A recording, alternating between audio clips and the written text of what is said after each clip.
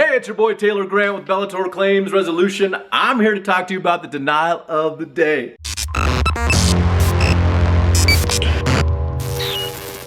Okay, so today, Ted of Fort Collins, Colorado writes in, we submitted a property insurance appraisal request. This is very important. We're going to talk a lot more about property insurance appraisals. We submitted a property insurance appraisal request for our roof in the beginning of August 2019.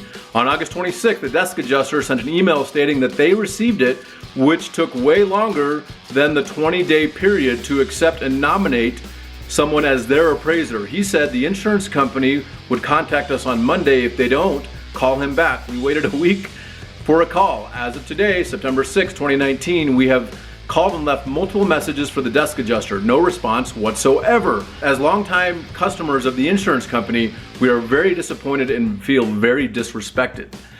Yeah, that's the thing. So a lot of the stuff that we do is as a public insurance adjuster, okay?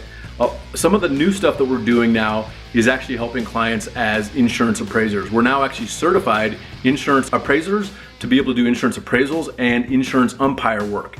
And I know this might be new to you and it might be a little confusing, so we'll do some more videos regarding this. It's a little bit different way of handling insurance claims for properties.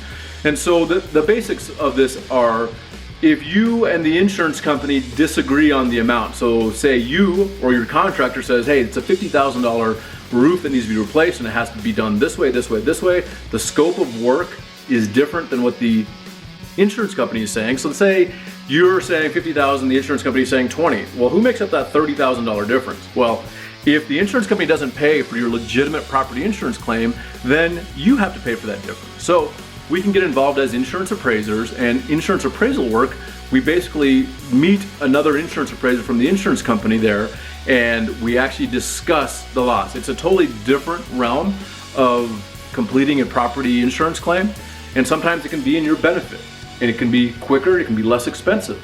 So consider that, and that's what this guy's talking about, is in the insurance appraisal world, almost every single policy gives you 20 days, 20 days to nominate an appraiser. So if we submit an appraisal demand to the insurance company, they have 20 days to get back to us. And these timelines are set as the policy.